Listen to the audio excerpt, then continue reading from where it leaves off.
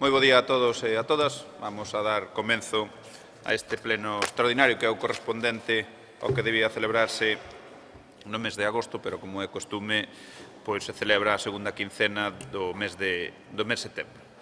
Primeiro punto da orde do día é a aprobación do borrador da acta da sesión ordinaria de 31 de xullo. Non habendo ningún aportación, comentario, procedemos á votación. Votos a favor. Queda aprobada por unanimidade. Punto número 2, aprobación do expediente de contratación para a adxudicación mediante procedemento aberto do Servizo de Implantación e Desenvolvemento do SICTEC na provincia de Pontevedra. Ten a palabra o voceiro do Grupo do Partido Popular, Jorge Cubela. Moi ben, moi bons días a este pleno a todos os compañeiros e compañeiras da Corporación. Despois do mes de agosto, queremos desexarvos unha boa impronta no mes de setembro. Dito isto, paso a explicar o punto. O Servizo de Turismo Rías Baixas leva traballando neste proxecto SICTEC dende 2005, sendo, polo tanto, dos destinos máis veteranos e o destino con maior número de servizos turísticos distinguidos de toda España. Actualmente a Diputación está adherida ao SICTEC como destino provincia de Pontevedra, Rías Baixas, baixo o paraugas de Turismo de Galicia, que en marzo de 2015 asinou un acordo de colaboración coa Secretaría de Estado de Turismo para promover, difundir e apoiar a implantación de sistemas de calidade turística na Comunidade Autónoma de Galicia. Para a Diputación resulta unha oportunidade única para consolidar o destino como un referente en materia de calidade turística para os nosos visitantes e conseguir así mellorar o noso posicionamento como destino turístico de calidade, sendo a calidade turística unha das liñas de actuación recollidas no novo Plan Estratéxico Estrategia Rías Baixas 61. A recollida dentro do eixo 3 Rías Baixas Sostibles é enmarcada dentro da actuación Excelencia Rías Baixas. As actividades do Servizo de Turismo, e esta en concreto, baséase na cooperación e no fomento do desenvolvemento económico do territorio provincial, en tanto que contará coa participación dos axentes turísticos, públicos e privados e a poboación local da provincia de Pontevedra, así como no artigo 109 da Lei 597 da Administración Local de Galicia. Os traballos a realizar obxecto do contrato son necesarios para a prestación dun servicio que é competencia do Servicio de Turismo Rías Baixas da Diputación, e para o seu desenvolvemento require de medios materiais e persoais coa cualificación axeitada e con experiencia na súa realización. O Servizo de Turismo non conta cos medios materiais e humanos necesarios para a súa realización e, polo tanto, as prestacións obxecto do contrato, como son a implantación e desenvolvemento do sistema de calidade turística, xa que se tratan de traballos que levan un grau de cualificación e dedicación imposibles de garantir ao non contar con medios necesarios e, polo tanto, dedícanse en exclusiva a estes servicios, exixindo un grau de especialización singular. Polo tanto, o Pleno acorda aprobar o expediente de contratación para a adxudicación mediante procedemento aberto do Servicio de Implantación e Desenvolvemento do Sistema Integral de Calidade Turística en destinos SICTEC na provincia de Pontevedra.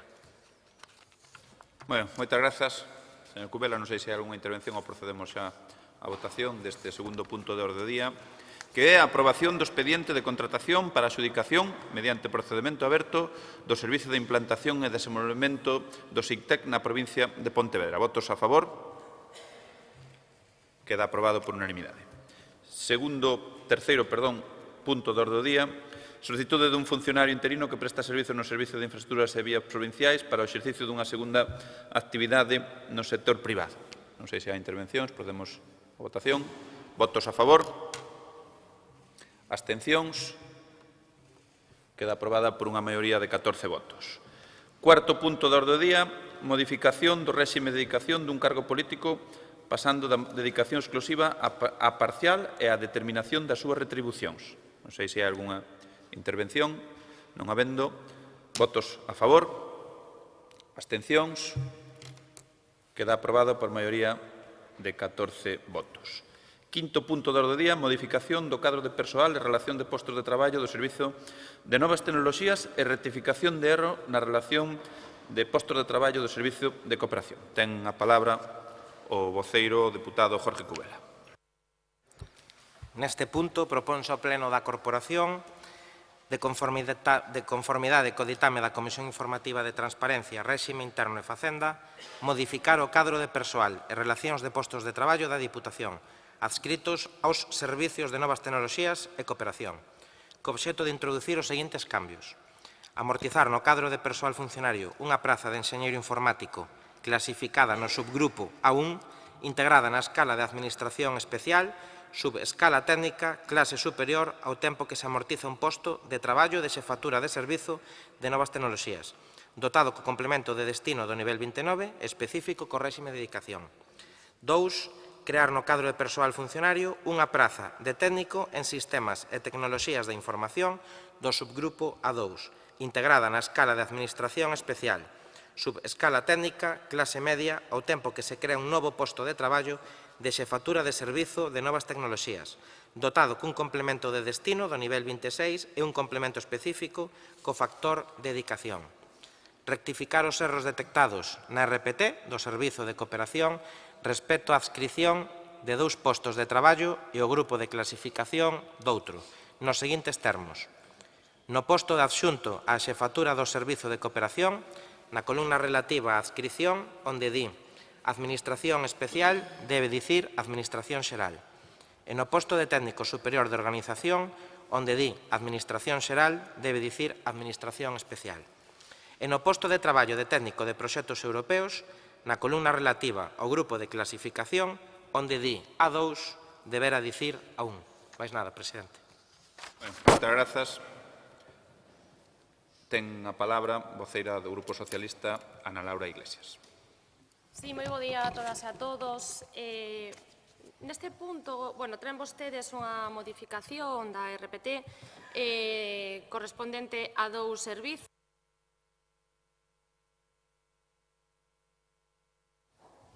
Grazas, ahora sí, gracias.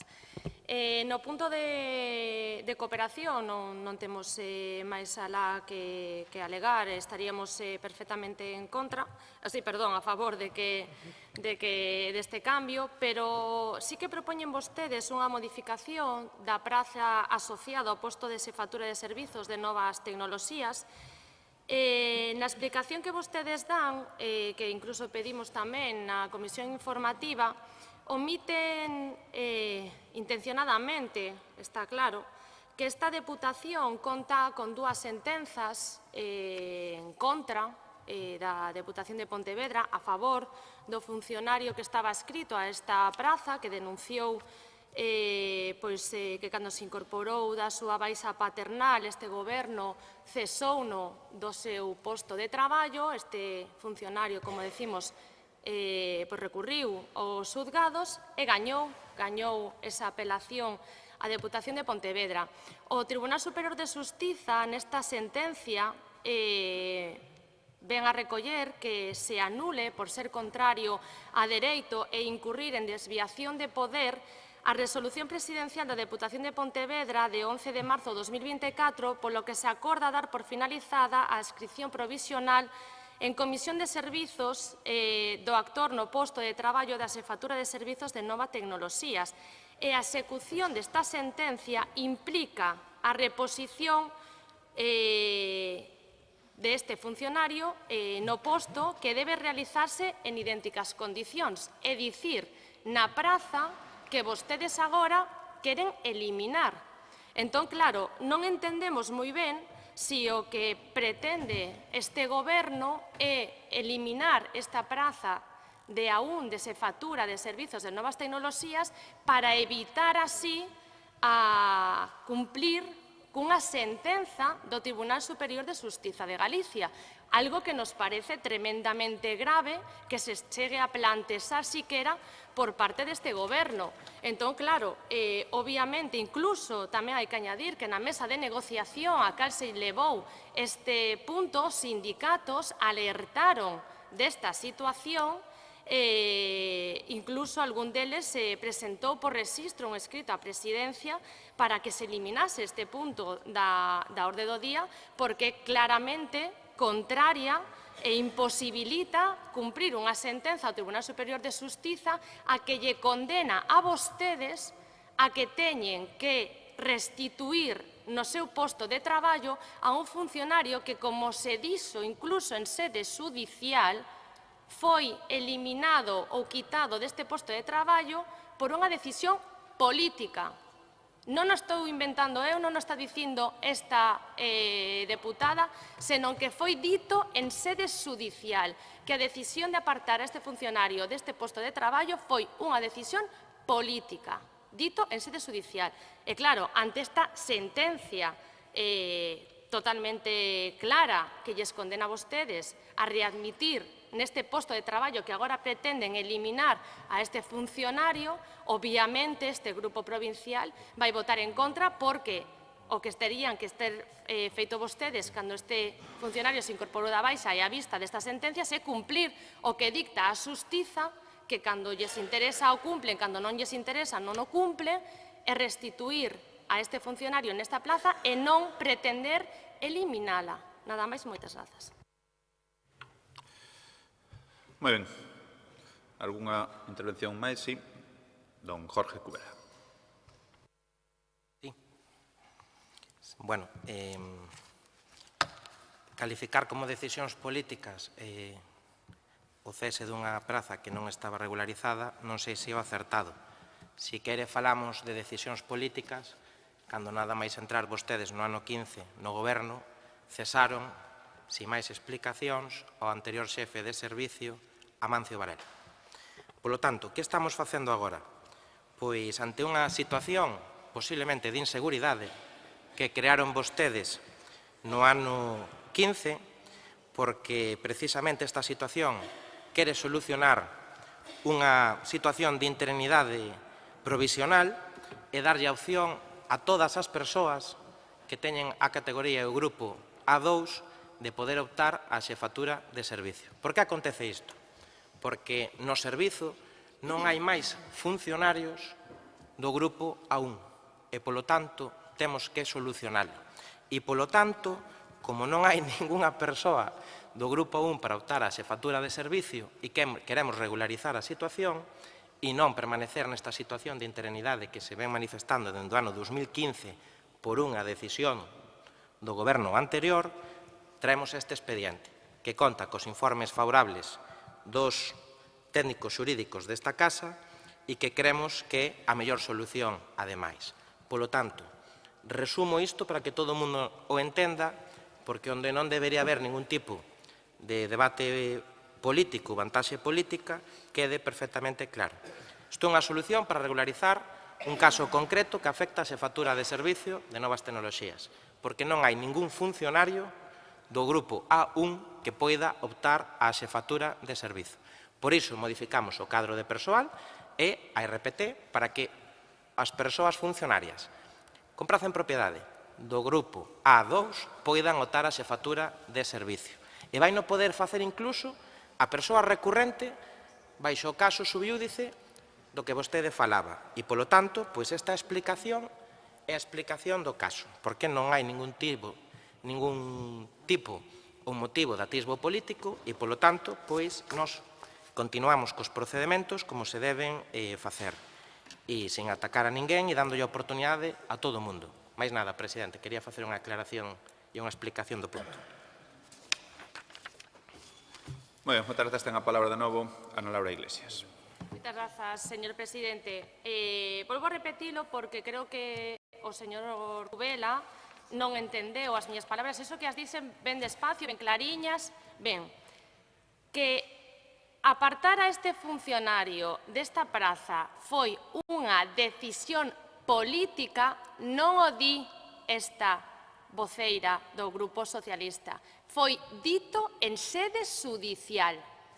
Non o digo eu, e non o dixo a persoa que demandou a Deputación de Pontevedra. Nin siquiera foi dito esta frase pola persoa que os demandou a vostedes. Foi dito en sede judicial que a decisión de apartar a este funcionario foi unha decisión política. Vostedes o que teñen que estar facendo con esta praza é cumplir unha sentencia xudicial. Por que este goberno non está cumplindo coa sentencia xudicial que os condena a que este funcionario tiña que ser reposto no seu propio posto de traballo? E unha vez que este reposto no seu propio posto de traballo, vostedes poderían tomar as decisións que consideraran con esta plaza, reverter esa situación de temporalidade ou destinalo a outro servizo ou o que vostedes consideraran, pero que teñen que estar vostedes facendo é cumplir unha sentencia xudicial que non lle están dando cumprimento. E despois, que veñan aquí a decir que con esta decisión están regularizando o que? Non están regularizando absolutamente nada, porque vostedes poden sacar esta praza de A1 tal cual está para que se poda presentar todo o mundo, para que haya unha quenda libre que cada A1 que estea en posición de poder presentarse a esa praza se poida presentar. Non vale de excusa decir que no Servizo de Novas Tecnoloxías non existe ningún funcionario A1, porque hai milleiros de funcionarios aún que poden vostedes sacalos por quenda libre e se poden presentar a esta plaza. Como que non?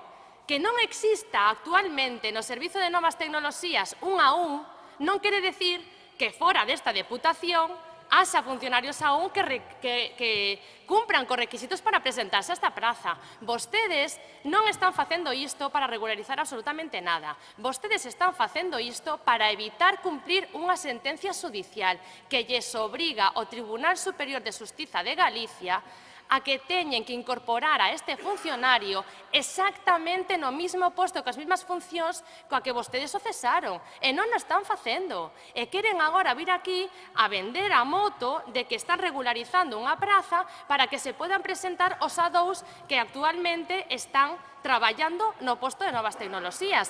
Saquen vostedes esta praza por quenda libre ou regularicen ou cambie a A2 cando cumplan a sentencia xudicial, que é o que deberían estar facendo vostedes. Ben, remata o turno de intervención.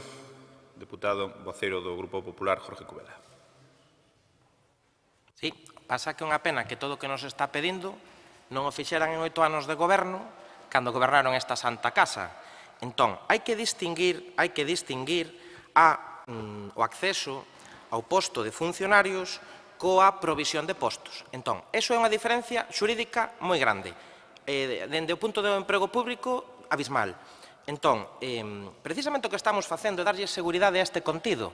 Por qué? Porque a propia persoa que vostede cita aquí, que parece abogada defensora e eu acusación, e para nada, é que se poida presentar esta praza, vale, para optar con todas as condicións, si o recurrente pode optar esta praza porque é A2, non é A1. Vostede dixo que había, non sei se decenas, centos ou miles, non sei que unidade matemática empregou, para poder optar esta praza. Non.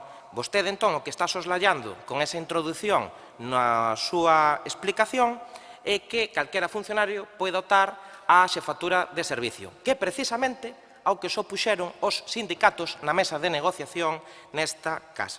Polo tanto, que saiba, porque non o dixo, vostede nos pretende obrigar a facer unha execución de sentencia, cando este caso sigue sub iúdice porque está recurrido en casación.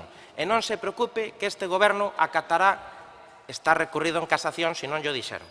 E non se preocupe que este goberno, como fai en todas as institucións onde ten presenza de goberno, acatará as sentenzas xudiciais porque nós non somos o Partido Socialista que indulta a quen dixo que non iba a indultar, todo iso que xa sabemos que fan os socialistas. Polo tanto, tranquilidade con este tema, que, ademais, a primeira sentencia deste caso non é contraria á Diputación, senón que fai unha estimación parcial do mesmo. E, polo tanto, tranquilidade, que aquí non hai que defender a nadie nen atacar a ninguén, porque estamos falando de traballadores da Diputación e, polo tanto, deberíamos de guardar a súa independencia. E vamos a darlle seguridade. E isto é o que está facendo o Goberno con esta decisión. Nada máis, presidente. Moi ben, moitas grazas. As verdades pode que ofendan, pero o que si pediría, e acaba de comenzar o pleno, que o que é o vocabulario, que o corrixamos. É o único que pido. Vale? Sí, sí, claro. Aquí nadie unjetas, nin nada polo estilo. Vale. Vamos a proceder á votación do quinto punto da orde do día, modificación do cadro de persoal e relación de postos de traballo do Servicio de Novas Tecnoloxías e rectificación de erros na relación de postos de traballo do Servicio de Cooperación. Votos a favor? Abstencións? Votos en contra? Queda aprobado por a maioría de 14 votos. Sexto punto da orde do día, aprobación do proxecto técnico de actuación. Os puntos 6, 7 e 8, lles dou lectura, refírese a proxectos do Plan Extra dos Concellos de Fornelos de Montes, Cambados e Barro, e pasamos á súa votación directamente. Así que sometemos a votación o punto número 6, que é a aprobación do proxecto técnico de actuación Urbanización de praza pública presentado polo Concello de Fornelos de Montes ao abeiro do Plan Extra. Votos a favor? Queda aprobado por unanimidade. Sometemos a votación o punto número 7, aprobación do proxecto técnico de actuación, proxecto de reforma e posta en valor de Pazo Torrado e Xardíns, presentado polo Concello de Cambados ao abeiro do Plan Extra. Votos a favor? Queda aprobado por maioría. Sometemos a votación o punto número 8, que é a aprobación do proxecto técnico de actuación mellora dos accesos ao Parque da Natureza da Ría Barosa, Concello de Barro, presentado polo Concello de Barro ao abeiro do Plan Extra. Votos a favor? Queda aprobado por unanimidade. Pasamos ao punto número 9, que é a aprobación inicial do proxecto Mellora da Mobilidade Peonil na EP 9704 Igrexa de Caleiro desde o PK 00 ata o PK 0100 no Concello de Vilanova de Arousa. Exposición pública do proxecto e do expediente de expropiación, declaración de utilidade pública da obra, declaración de urxente ocupación e motivación da urxencia. Ten a palabra don Jorge Cubela, voceiro do Grupo Popular. Moi ben. Neste punto pasamos a explicar o proxecto construtivo de mellora da mobilidade peonil na EP 9704 dende a Igrexa de Caleiro ao punto kilométrico 0100 no Concello de Vilanova. O proxecto desenvólvese na súa integridade no Concello de Vilanova de Arousa e consiste na creación dun itinerario peonil entre o punto kilométrico 000 e o punto kilométrico 0+100 da EP 9704, como dicía.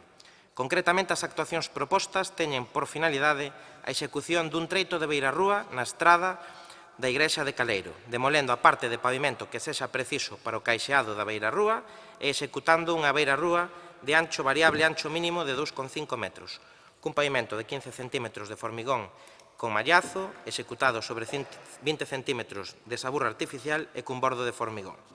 Executarase, ademais, unha nova rede de drenaxe con tubaxe de PVC de diámetro de 400 respectivos pozos e sumidoiros.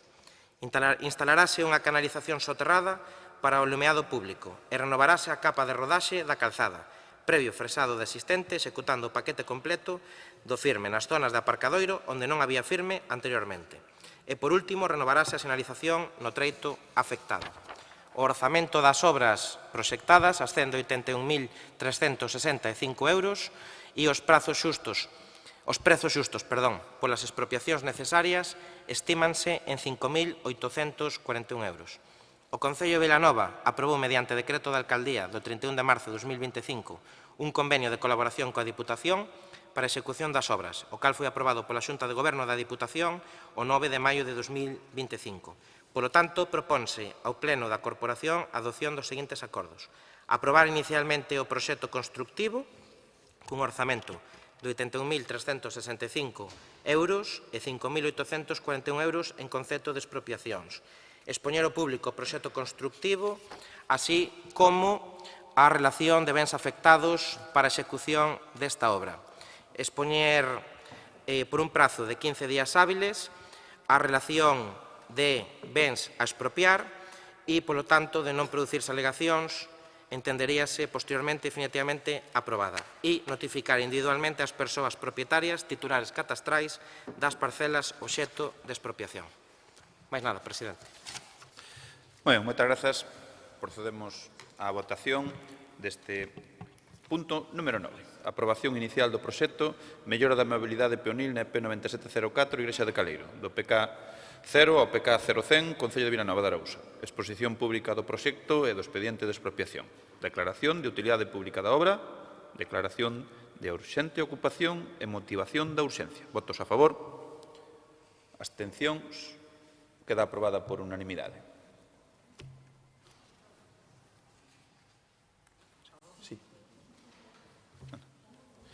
Pasamos ao seguinte punto do día, que é o punto número 10. Aprobación do proxecto Atlantic Ways do programa Cooperación Transnacional Espazo Atlántico. Ten a palabra don Jorge Cubera.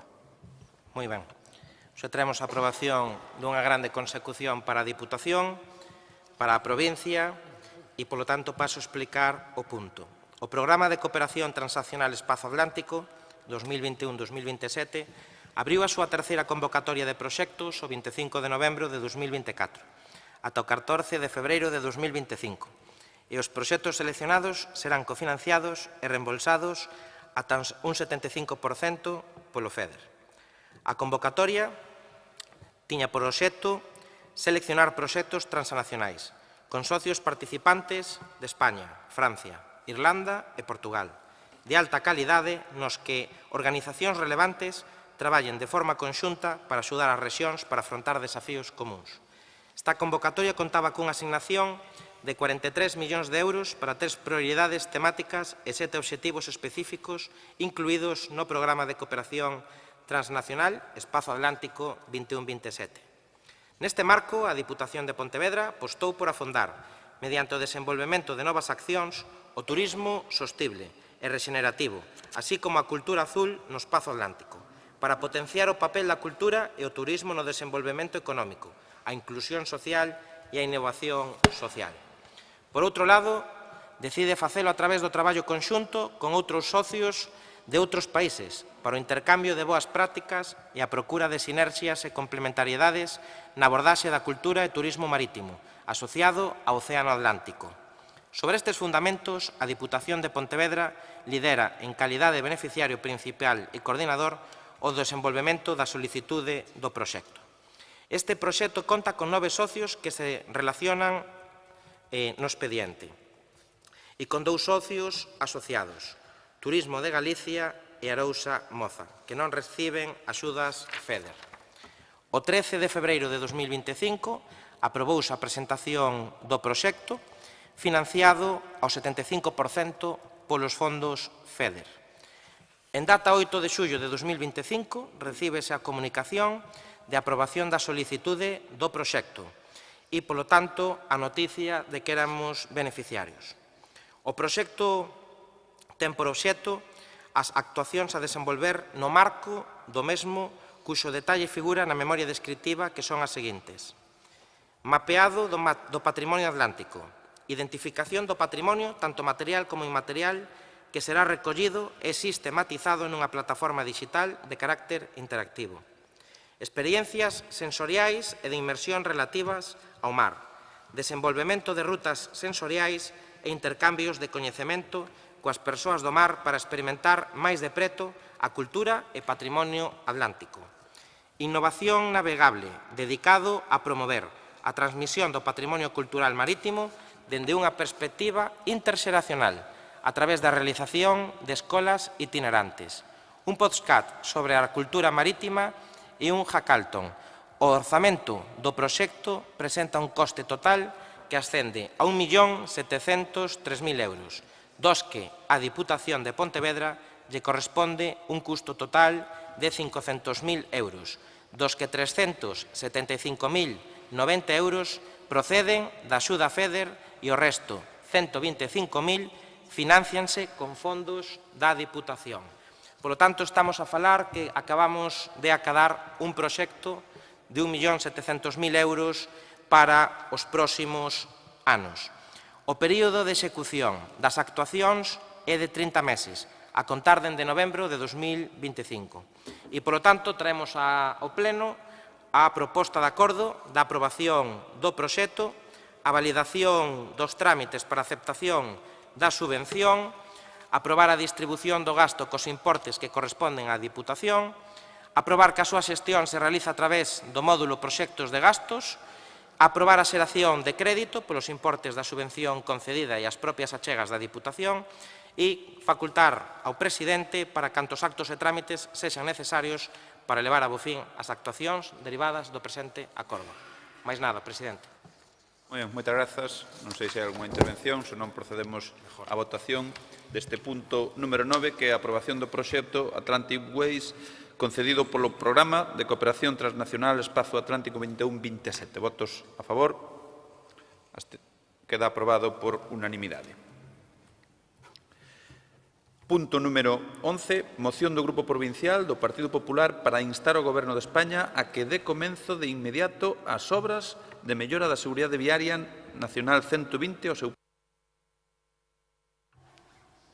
polo Concello de Ponteareas. Ten a palabra a deputada Nava Castro.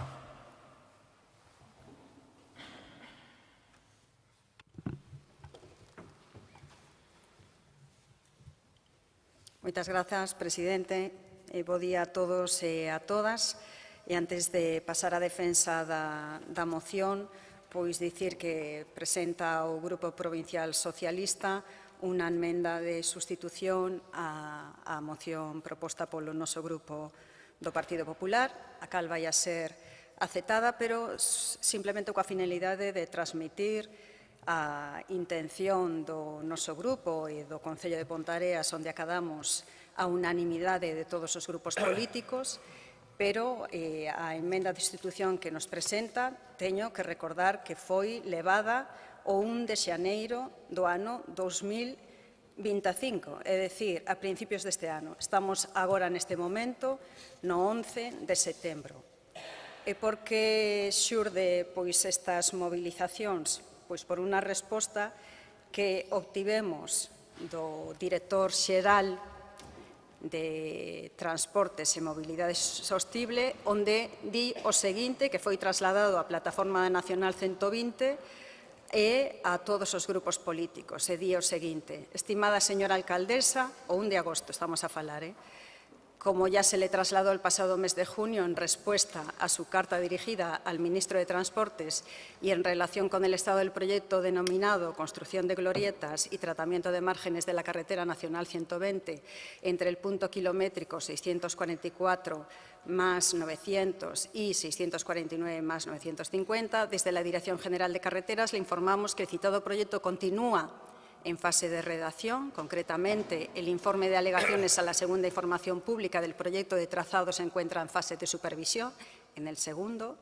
y la incorporación de mejoras y modificaciones adicionales solicitadas por su ayuntamiento en el procedimiento de la primera información pública ha ocasionado que los plazos se hayan extendido más de lo inicialmente previsto. No obstante, estamos avanzando en la redacción del proyecto de construcción, agilizándolo todo lo posible.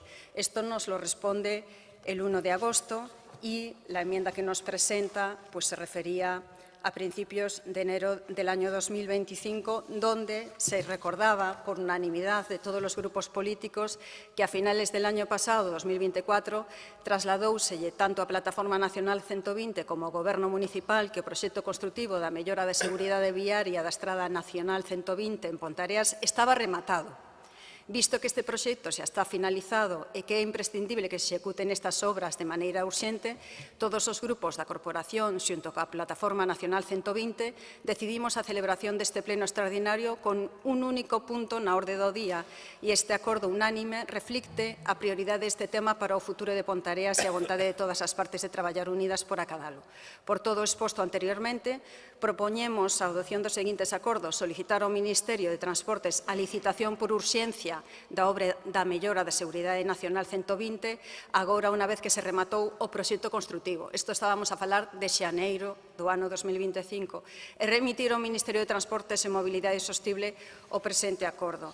Por iso, con o talante de chegar a un acordo por unanimidade dos distintos grupos políticos, pois aceptamos esta emenda, pero sinceramente está desfasada e obsoleta, porque agora o que imos a facer esta tarde, todos os grupos políticos por unanimidade, o grupo do Partido Socialista en Pontareas, o grupo do Bloque Nacionalista Galega en Pontareas, a Pontareas en Común en Pontareas, máis o grupo do Partido Popular, xunto coa plataforma, imos a cortar a carretera Nacional 120 ata que este proxecto non se execute. E así ímolo a facer todos os venres a 7 da tarde, na altura da Capela dos Remedios, na Nacional 120, no Concello de Pontareas. Porque o que non nos gusta é esta falta de deslealtade por parte do director xeral de mobilidade, que nos responde con esta carta dicindo que se non presentáramos no primeiro período de alegacións que gobernaba o bipartito en Pontareas, se non se presentasen as alegacións, o proxecto iría máis rápido. Home, a mí, sinceramente, paréceme pois algo que non se debe decir, sobre todo dun cargo político como é un director xeral. Nós o que queremos é que isto se tome en serio, que canto antes se vaya a execución do proxecto e que se licite xa e que nos digan como está. No acordo que presentábamos nós, tiñamos tamén que nos recibise o director xeral ou o ministro e así tamén o imos a facer. Nos imos a trasladar todos os grupos a Madrid e ata que non nos reciba o director xeral seguiremos ali manifestándonos. Pola miña parte, presidente, máis nada, moitas grazas. Moitas grazas. Ten a palabra por parte do Bloque Nacionalista, María Manuela Rodríguez Pumar. Bo día. Nada, nos comentar que, bueno, a vista de que o Grupo Popular acepta a emenda de sustitución, obviamente, pois, votaremos a prol. Tiñamos na nosa idea tamén apoiar a moción presentada polo Partido Popular e querer tamén trasladar que, bueno, é certo o que acaba de relatar a deputada e alcaldesa de Ponteareas é correcto, por tanto, non abandono iso, mas certo que, postos en contacto co noso grupo municipal, sí que é certo que algunhas das propostas de acordo que recollía a moción tiñan sentido, pois, entre eles, por exemplo, este último que acaba de decir, que poida ser recibida a delegación pontareana coa plataforma Nacional 120 ao frente, mas tamén que o propio Concello poida ter coñecemento do proxecto xa definitivo, supostamente completo, porque non lle foi trasladado. Entendemos que iso tamén era de interese e así tamén nos lo trasladaron desde o noso grupo municipal ali, tamén nos trasladaron que a idea é que haxa unidade de acción, é dicir, que todos os grupos municipales, tal como están facendo, todos os grupos políticos, tal como fan no Concello, tamén aquí puideran aprobar por unanimidade unha moción neste sentido, no sentido de que unha vez por todas esa efectiva a reparación e a mellora desta estrada pola perigosidade que ten, polo volume de tráfico que soporta e que, por tanto, pois eso, a unidade de acción neste caso era o máis idóneo e así pensábamos facelo, tanto nunha versión como na outra. Entón, pois nada, simplemente facer manifestación da nosa intención de voto e destas consideracións. Grazas. Moitas grazas. Ten a palabra o deputado socialista Gregorio Agís. Sí, bo día, grazas, presidente. A ver, o motivo de nosa emenda é precisamente buscar o consenso, que non ten sentido é presentar vostede unha moción que o que busca é romper esa unidade, a unidade que se acadou no Concello de Ponteareas.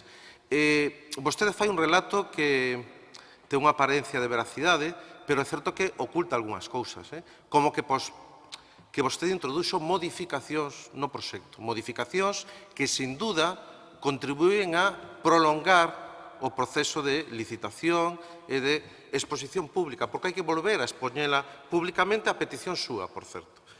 Polo tanto, é importante. A recibiron en moitas ocasións na subdelegación do Goberno, en moitas ocasións. Por certo, propoñendo modificacións como anular o acceso á zona de areas que demandaban os veciños. Quero decir, os proxectos requiren uns procesos e uns procedementos que obligan ao Ministerio a actuar dunha determinada forma e a seguir uns determinados procesos que evidentemente levan tempo. O proxecto de reforma da Nacional 120 entre o Alto do Confurco e o acceso á zona urbana de Ponteareas leva anos dando voltas. Eso nadie o nega. O proxecto teria que estar aprobado formalmente e listo para licitar.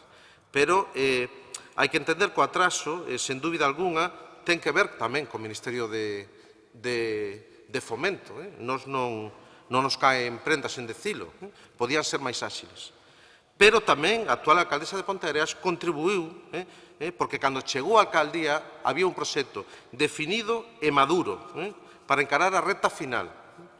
En lugar disso, vostede presentou un montón de propostas e cambios que forzaron unha segunda exposición pública, dun expediente que xa estaba exposto ao público. Polo tanto, eso dilatou de maneira significativa os plazos. Polo tanto, pedir modificacións implica que se modifiquen os plazos, é inevitable. Polo tanto, vostede falaba de falta de lealtade, cando non é certo. Tuvo toda a información en tempo real, a recibiron en todo momento, non é certo.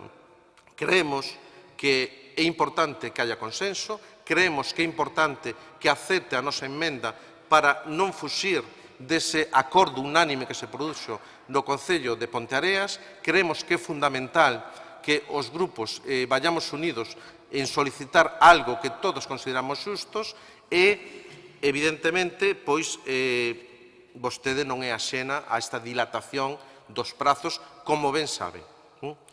E creo que o Ministerio de Transportes foi totalmente receptiva ás súas peticións, a recibiron en numerosas ocasións na subdelegación do Goberno, a vostede, a plataforma, e creo que están sobradamente informados de cales son os trámites e cales son os procesos que hai que seguir. En calquer caso, nós somos conscientes de que se pode ir máis rápido, e por eso apoiamos e estamos a favor de que se acelere este proxecto. E vamos, evidentemente, estamos completamente de acordo con esta moción que se aprobou no Concello de Ponteareas por unanimidade e consideramos que é fundamental manter esa unidade de acción e esa cohesión que, por certo, vostede, con a moción que truxo aquí, pretendeu romper. Moitas gracias. Moitas grazas. Ten a palabra a deputada Nava Castro. Bueno, moitísimas grazas ao Bloque Nacionalista Galego. Por suposto, bueno, señora Gis, sinceramente, o que está dicindo que é o que lle transmitiron, imagínome, é carente de toda a realidade e toda a veracidade. Acabo de ler a carta do Director Xeral de Mobilidade. É unha carta que é pública. Esa carta foi a que nos levou a todos a reunirnos o 1 de agosto por a falta de deslealdade. O que di é, na primeira información pública, se dilatou o procedemento. Eu non estaba gobernando na primeira exposición pública. E só faltaría que en período de alegacións o Concello e quen queira non poda presentar as alegacións. Eso, dende logo, que non pode ser unha resposta dun cargo do Ministerio. Acabo de amosar o meu talante de consenso e de unanimidade, nada máis ver a emenda de sustitución. E o que non poden facer é terxiversar desa maneira. Eu acepto todo o que lles digan a vostedes que lles transmita. Pero, sinceramente, imagínome que a plataforma estará seguindo este pleno, estarán, creo que, bastante sorprendidos con a resposta do portavoz do Partido Socialista. Esta plataforma leva máis de 8 anos traballando para que isto sexa unha realidade. Como lles saben, pola copia que ten vostedes en esta emenda de sustitución, decíamos claramente que en decembro do ano 2024 a persoa que nos recibiu tan amablemente na subdelegación de Goberno dixo que xa estaba o proxecto. E resulta que nesta carta que acabo de leer pon que aínda están con a segunda exposición pública e que aínda non está rematado o proxecto. Entón, quen se está a contradecir? Quen se está a contradecir? E por iso, xuntámonos o 1 de agosto todos os grupos políticos con a plataforma e decidimos tomar este tipo de accións, que non se crea que somos partidarios a tomar este tipo de accións, polo menos polo parte do Grupo Popular. E o que imos a facer é cortar a carretera, a Nacional 120, con autorización da subdelegación de goberno, durante 1 hora ou 2. Pero nós, ata que non sexe unha realidade este proxecto, hasta que non sala a licitación e hasta que non empecen con a execución das obras, imos a seguir mantendo estes cortes de carretera todos os venres a 7 da tarde. E, por suposto, iremos a Madrid ata que non nos reciba este director xeral que foi quen nos respostou con esta carta. E, pola miña parte, agradecida tanto ao Bloque Nacionalista Galego como ao Partido Socialista, a pesares desta emenda de institución, para votar todos en unanimidade e que isto, máis pronto que tarde, sexa unha realidade. Moitas grazas. Moitas grazas. Non sei se hai algunha intervención máis. Sí, por parte do Grupo Provincial Socialista, Gregorio Agis. A ver, señora Castro, vostede claro que ten dereito a presentar alegacións, Claro que sí, se abre un período de exposición pública para presentar alegacións, pero iso implica que se prolongan os plazos. Iso entende o calquera, non? Non estou dicindo ningunha barbaridade. E iso é o que di a carta, entre outras cousas. Vale, polo tanto, bueno, a vostede lle parece estrano, pero é así. As modificacións implican que os plazos se prolonguen. Logo, foi recibida polo subdelegado do Goberno en 2 ocasións. E doulle cumprida a información. E creo que o trato foi correcto. Se puxo a súa disposición. Dixo que apoiaba a súa reivindicación, que estaba de acordo coa posición que vostede lle trasladaba. En todo momento lle dou cumprida información. Incluso lle axudou en algún trámite para a concesión de licencias na área de rehabilitación. Quero dicir, a atitude é completamente constructiva. O Partido Socialista está completamente de acordo en acelerar, impulsar e sacar adiante este proxecto dunha vez por todas. Pero, claro, o que non podemos é vir aquí como que todo é a culpa doutros. Hai que tamén mirarse o ombligo e un ten que ser consecuente cos seus actos. En calquer caso, co ánimo de ser constructivos e de remar todos xuntos para que isto salga. Sabemos que en outubro, eso foi o que nos comunicaron, aprobarase a segunda exposición pública, en outubro.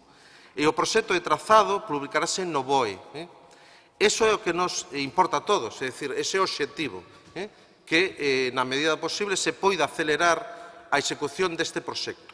Pero, como vostede sabe, os proxectos levan tempo e as modificacións levan uns procesos e esperemos que se execute dunha vez por todas. Se poñemos de exemplo esta Diputación, podemos falar de proxectos que levan anos e anos sin tanta modificación. Non va a poñer casos concretos, pero podemos comparar os plazos do Ministerio, a pesar de ser un Ministerio, cos plazos desta Casa, que é dun ámbito máis local, para que entenda, precisamente, a dificultade que ten a xestión de modificacións e correccións en proxectos desta envergadura. Moitas gracias. Moi ben, moitas grazas. Ten o último turno de palabra, deputada do Grupo Popular, María Nava Castro. Nada, moitas gracias, señor presidente. Moi brevemente, señora Gis, sinceramente, o talante demóstrase non só con levantando a man, senón tamén no contido da defensa desta moción. Parece máis un ataque cara a esta alcaldesa en representación de toda a corporación municipal, que me gustaría que tomasen exemplo da súa portavoz e da súa voceira no pleno municipal, porque está por riba de todo isto. Vai haber os intereses xerais e, como ben recoñece vostede, aínda vai a ser a segunda exposición pública en outubro, cosa que eu cheguen en xuño do ano 2023 e o período de exposición pública xa pasara e fora o bipartito o que presentaron as alegacións. Por iso, gustaríame que corrixira todo o contido que dixo na defensa. De todas as maneiras, agradezo o seu talante do Bloque Nacionalista Galego, agradezo a votación por parte do Partido Socialista e invito a todas as persoas que nos estén a seguir que se manifesten hoxe a 7 da tarde pois na carretera nacional 120, altura da Capela dos Remedios. Moitísimas grazas. Moi ben, moitas grazas. Vamos a proceder entón á votación do punto número 11, que é moción do Grupo Provincial do Partido Popular para instar ao Goberno de España que dé comenzo de inmediato ás obras de mellora da seguridade viaria na Estrada Nacional 120 ao seu paso polo Concello de Ponteareas. Votos a favor. Queda aprobada por unanimidade. Punto número 12 da orde do día, moción do Grupo Provincial Socialista para exixir da Diputación que inste ao Goberno de España a manter a Vigo como sede oficial para a celebración dos exames MIR. Ten a palabra a voceira socialista Ana Laura Iglesias. Moitas grazas, presidente. Moi bo día a todas e a todos outra vez. A cidade de Vigo ten desempeñado nos últimos anos un papel moi relevante como sede do exame MIR dende a súa recuperación como sede no ano 2021. Dende entón, a cidade olívica ven albergando ininterrumpidamente o exame MIR ata a convocatoria do ano 2025, acollendo nesta última edición a 549 aspirantes galegos e galegas, o que representa case un 30% do total en Galicia. A sede establecíase no campus de Lagoas Marcosende, un lugar que ten demostrado as óptimas condicións de infraestructuras, organización e seguridade que requiren a elaboración deste tipo de exames. Recentemente tuvemos coñecemento da decisión de excluir a Vigo como sede a partir da convocatoria do ano vindeiro, do 2026, centralizando de novo a proba únicamente en Santiago de Compostela. De feito, o 17 de xullo deste mesmo ano, o Ministerio de Sanidade e as comunidades autónomas aprobaron a orde ministerial que establece a oferta de prazas e regula a convocatoria de probas selectivas para o acceso en 2026 a formación sanitaria especializada co visto bo do Conselleiro de Sanidade de Galicia que non defendeu manter a sede en Vigo. Esta decisión supuso un retroceso en termos de descentralización, equidade territorial e de achega da Administración á cidadanía. Ademais, a accesibilidade das probas selectivas debe reserse por criterios de equidade, eficiencia e cohesión territorial. Vigo, a cidade máis poboada de Galicia e a urbe máis importante do noroeste peninsular, non pode renunciar a ser sede das probas MIR. De feito, a decisión tomada xerou un gran rexeitamento na nosa cidade. Por iso, dende o primeiro momento no que se tivo coñecemento desta decisión, o alcalde de Vigo, Abel Caballero, denunciou inmediatamente, chegando a enviarlle unha carta á ministra facendo presión para reclamar que este exame MIR teña que poder facerse tamén na cidade de Vigo. Froito disto, onte mesmo, coñecíamos que tanto a ministra como o conselleiro de Sanidade comezaban a dar marcha atrás declarando que este vindeiro ano sí haberá celebración de exames MIR en Vigo. Algo do que nos congratulamos enormemente porque por parte da ministra de Sanidade tomouse unha decisión totalmente desacertada, pero hai que reseñar tamén que é especialmente grave o apoio amosado polo conselleiro de Sanidade da Xunta de Galicia, que en ningún momento amosou o seu rexeitamento a esta decisión, algo que si fixeron os conselleiros de Sanidade doutras comunidades autónomas que presentaron alegacións pola exclusión doutras cidades da celebración deste exame SMIR, como foron as cidades de Cáceres, Cádiz e León, sedes que foron incorporadas novamente naquela reunión, non como aconteceu con Vigo, que cando se propuso a súa eliminación, o conselleiro de Sanidade da Xunta quedou calado e deu por bo centralizar todo en Santiago. Se non chega a ser porque o alcalde de Vigo alzou a voz, Vigo deixaría de ser sede do exame MIR. O PP ten aproveitado o descontento para aparentar ser defensores de manter as probas MIR en Vigo, aínda que durante os seus gobernos no Estado sempre mantiveron como única sede a cidade de Santiago de Compostela. O certo é que os estudantes das distintas áreas das ciencias da saúde teñen que poder realizar en Vigo o próximo ano o exame de acceso á formación sanitaria especializada sen terse que desprazar a outra cidade ou a outra comunidade autónoma, como está reclamando o alcalde de Vigo e toda a comunidade sanitaria. Por iso, dende este grupo provincial, instamos e queremos que a Deputación en conxunto inste ao Goberno, á Ministra de Sanidade, a manter a Vigo como sede oficial da celebración do exame MIR, garantindo así a descentralización, a accesibilidade e a equidade no acceso ás probas selectivas do Sistema Nacional de Saúde. Moitas grazas. Moi ben, moitas grazas. Ten a palabra, por parte do Grupo do Bloque Nacionalista Galego, María Manuela Rodríguez Pumar.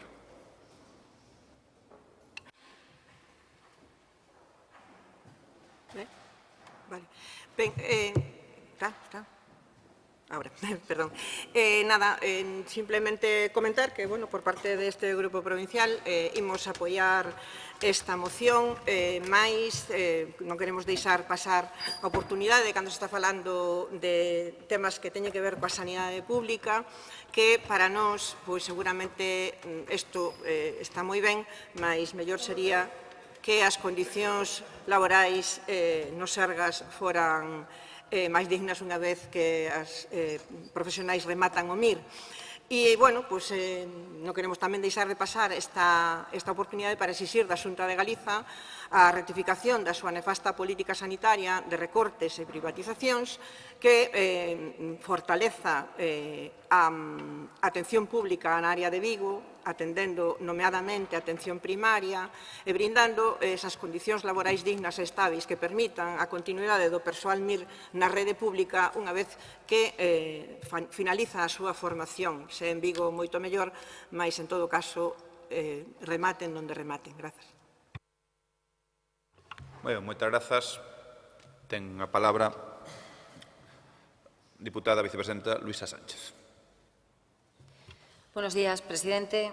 Pues venimos de debatir este asunto de Ciudad en Vigo, en el Pleno Municipal, pero con una gran diferencia, porque allí el PSOE de Abel Caballero presentó una moción con 2 acuerdos y aquí el PSOE provincial solo ha incluido un acuerdo en su moción. Y yo me alegro, de verdad que me alegro de que el PSOE provincial haya tenido altura de miras para plantear un acuerdo de consenso, eso que tanto nos reclama la ciudadanía. Porque quiero pensar que fue una decisión tomada por alguien que quiere lo mejor para Vigo. Y quiero pensar que no fue un despiste. Y quiero pensar que no hay alguien a quien le riñeron desde la alcaldía de Vigo cuando vieron que en la Diputación de Pontevedra se había registrado una moción sin trampa ni cartón. Porque es extraño que el PSOE de Abel Caballero haya rechazado esta moción del PSOE provincial. Sí, parece un galimatías, lo sé, pero se lo voy a explicar. Es lo que ha hecho el PSOE hace escasamente una hora. En Vigo se ha presentado una moción para reclamar que la ciudad siga siendo sede de los exámenes MIR y para reprobar al conselleiro de Sanidade, que no tiene culpa de nada en este asunto porque la decisión la ha tomado la ministra de Sanidad. A continuación, desde el Partido Popular de Vigo se registró una enmienda a su moción. Una enmienda que decía exactamente lo que el PSOE provincial trae a este pleno provincial. La enmienda nuestra solicitaba instar ao Goberno a manter a Vigo como sede oficial da celebración do examen MIR, garantindo así a descentralización, a accesibilidade e a equidade no acceso ás probas selectivas do Sistema Nacional de Saúde. E punto, nada máis, sin reproches gratuitos. Pues bien, el PSOE vigués votó en contra de esta enmienda que presenta el Partido Popular. Un PSOE vigués que tiene aquí varios representantes. ¿Cómo puede explicar el Grupo Provincial Socialista aquí presente que se ha votado en contra de su propia moción provincial hace un rato en el Pleno de Vigo? ¿Y cómo puede explicar el PSOE provincial que votemos a favor de una iniciativa que ustedes acaban de vetar en Vigo? Sinceramente, creo que deberían pedir perdón por jugar así con un asunto de ciudad y con un asunto de provincia para priorizar sus intereses partidistas sobre los intereses de Vigo y de la provincia y de todos los pontevedreses que quieren tener un acceso más cercano para realizar sus pruebas. Y podríamos tener un debate tranquilo, mostrando unidad en la defensa de la ciudad, que creo que estaría muy contenta precisamente por lo que sucedió hace poco también con la Facultad de Medicina, que todos estuvimos de acuerdo. Pero prefieren enredar culpando al conselleiro. Un conselleiro que ha escrito una carta al alcalde de Vigo y otra carta a la ministra de Sanidad, en la que demuestra el malestar existente en la Xunta por la injusta y arbitraria decisión del Gobierno de Pedro Sánchez. En la carta a la ministra expresa el desacuerdo por la exclusión de Vigo como sede de los exámenes de formación sanitaria especializada y considera esta decisión injusta y discriminatoria y solicita la rectificación y le pide al alcalde de Vigo contar con el apoyo del Concello en esta reivindicación común en defensa dos profesionais e dos cidadáns galegos. Bueno, y podríamos decir también que gracias a esta mediación y a las conversaciones mantenidas al día siguiente de que la ministra manifestase motivos de eficiencia y sostenibilidad económica para eliminar a Vigo como sede de los exámenes MIR, la ministra recula y compromete al conselleiro, al señor Camaño, que va a valorar la restitución de Vigo. Y eso es lo que no se soporta, que al final sea la Xunta quien aporta una solución. Sí, efectivamente, ríase, señora Iglesias, pero es así. Es bastante irónico, ¿verdad? Así que nosotros desde el PP de Vigo también hemos mantenido esta tesis desde el principio, lo hemos defendido desde el principio en el Congreso, que es donde hay que defenderlo, porque allí es donde está la ministra de Sanidad, que fue la que originó este problema. Es más, presentamos una declaración institucional en Vigo que ha sido rechazada por el PSOE de Abel Caballero. Así que sepan que a pesar de todo este galimatías, a pesar de las trampas, este grupo provincial va a apoyar esta moción para que Vigo siga siendo sede de los exámenes MIR y puedan beneficiarse todos los pontevedreses que quieran acudir, no solo médicos, sino también psiquiatras, enfermeras, psicólogos y demás. Muchas gracias. Moitas grazas. Ten a palabra voceira socialista Ana Laura Iglesias. Si vou principiar por agradecer o halago, a boa consideración que ten a secretaria xeral, a presidenta do Partido Popular de Vigo, cos concelleiros e deputados aquí presentes do Concello de Vigo. E como creo que non quedou moi claro, porque, ou polo menos a mí non me quedou moi claro, o que estaba dicindo a deputada, vou deixalo moitísimo máis claro porque así enténdese ben. O que fixo o Partido Popular hoxe en Vigo foi romper o consenso que sempre rompen vostedes cando un goberno ou un grupo solicita que se reprobe ou se lle pida calquer tipo de cousa á Xunta de Galicia. Aí é onde vostedes rompen o consenso e son incapaces de chegar a un consenso. Se hoxe este grupo provincial trouxera na moción reprobar que o conselleiro de Sanidade non fixo absolutamente nada na reunión que mantiveron co Ministerio de Sanidade, vostedes votaban en contra. Esa é a diferencia, que nós si temos altura de miras, nós si defendemos a xente por riba das nosas siglas ou do partido que este gobernando en cada unha das institucións. Esa é a nosa diferencia. A nós non nos caen os anéis, non perdemos prendas por recriminarlle a ministra de Sanidade que excluíse a Vigo como sede dos exámenes MIR. Non nos importa, facémolo aquí, facémolo en Vigo e farémolo onde haga falta. Vostedes sí.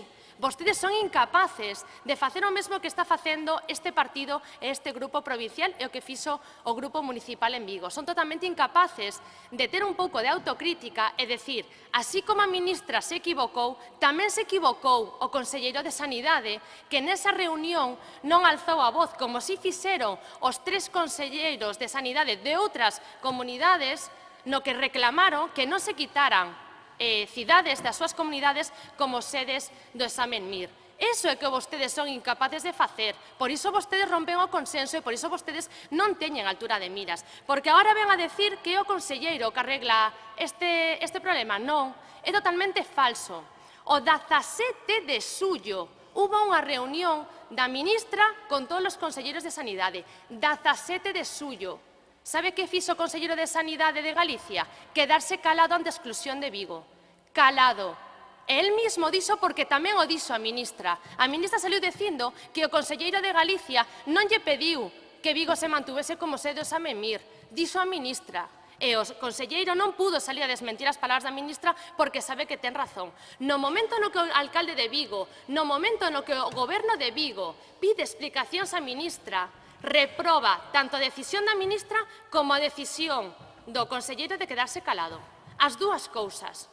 Non nos importa quen este gobernando en España. Nos defendemos Vigo e defendemos a esta provincia, cosa que non fan vostedes. Esa diferencia. En setembro, reunión 17 de xullo, e a semana pasada, que estamos en setembro, o conselleiro envía unha carta despois da presión que exerce o alcalde de Vigo. Turno de palabra. Moitas grazas. Algúnha intervención por parte do Bloque Nacionalista? Non. Ten a palabra a vicepresidenta Luisa Sánchez. Bueno, pues lo que no me queda muy claro tras su intervención es si ha habido duplicidad en sus mociones o no. Si han presentado una moción diferente en Vigo o aquí. Son 2 mociones completamente diferentes. No ha aclarado absolutamente nada. En Vigo han votado una cosa y aquí han presentado absolutamente otra cosa. Aquí no ha habido ningún tipo de reprobación. En Vigo rechazan un acuerdo y aquí lo promueven. Le estoy insistiendo en que la enmienda a la moción de Vigo presentada es la que ustedes están presentando aquí. Aquí vamos a votar a favor. ¿Por qué no hemos podido votar en Vigo a favor? Porque reprueban a un conselleiro que no tiene la culpa de que la ministra de Sanidad haya eliminado a Vigo como sede para realizar los MIR. Yo voy a pensar un poco en alto. Si esa ministra del ramo fuera del PSOE, ¿ustedes harían esto con esta tranquilidad? ¿Solicitarían lo mismo del Gobierno de España? Probablemente no. Háganselo pensar, de verdad. Sí. Yo creo que todas las fuerzas aquí representadas tenemos que mostrar nuestro rechazo a la decisión del Ministerio de Sanidad, que en este momento tuvo conocimiento, en todo momento tuvo conocimiento de la postura de la Xunta de Galicia. Y tal y como publican los medios, la ministra va a valorar la restitución de Vigo después de mantener conversaciones con el conselleiro Gómez Camaño.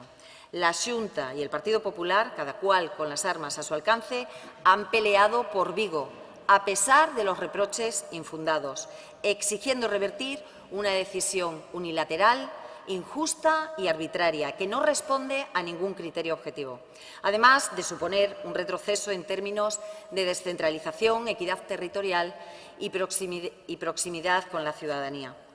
Esta corporación provincial no puede compartir esta decisión que discrimina a la ciudad más importante de Galicia y, por tanto, debemos adoptar desde la unidad política una postura en defensa de Vigo. Si Cáceres, Cádiz y León fueron restituidas, Vigo, quien lo reclama desde todos los frentes, también debe serlo. E insisto, vamos a votar a favor, sin ningún tipo de reproche, defendiendo a Vigo, pero sobre todo defendiendo a todas las personas que acuden a Vigo para poder realizar con mayor facilidad su examen al Sistema Nacional de Salud para su especialización. Muchas gracias. Bueno, moitas grazas. Remata o turno de intervención Ana Laura Iglesias, do Partido Socialista. Grazas, presidente. De verdade, señora Sánchez, eu entendo que ten un papelón vostede hoxe aquí e que non sabe por onde salir e xa non sabe máis o que decir. Mire, É moi fácil, expliquei yo antes, e non teño ningún tipo de problema en volver a explicarlo agora. O problema polo que non saliu a consenso en Vigo foi porque vostedes se negaron a reprobar ao conselleiro que foi o único responsable que tiña que defender a Vigo na reunión que hubo ca ministra de Sanidade.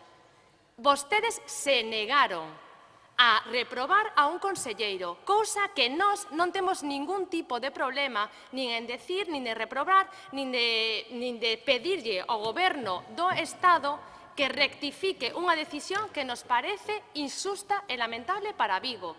Vostedes son incapaces de facelo. Vostedes poñen as siglas por riba da veciñanza. Vostedes poñen as siglas por riba das persoas que teñen que facer o exame MIR. Nós non. Nós temos moitísima máis altura de mira. E mire, se non fora porque Vigo alzou a voz, se non fora porque o alcalde de Vigo públicamente saliu dicindo que estaba en contra desta decisión do Ministerio, a Xunta de Galicia e o Conselleiro de Sanidade houvesen quedado calados. Calados. Nadie houvese defendido a Vigo. Ninguén.